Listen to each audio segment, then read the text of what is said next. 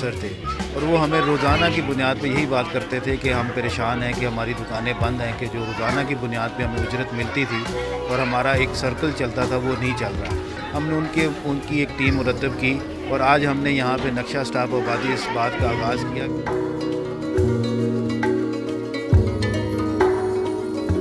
हमारे बच्चे अब खूबसूरत लग रहे हैं। देखिए मेरे बच्चे की कटिंग हुई है तो माशाल्लाह से अब सही लग रहा है, अपनी असली हालत में आ गए हैं, नहीं तो इतने बुरे लग रहे थे। शॉप्स बंद थी, कुछ कोरोना की वजह से बंद हो गई, जिस वजह से हम कटिंग नहीं करवा सके। और जमात इस्लामी के शुक्रगुजार हैं कि उन्होंने बंदोबस्त किया।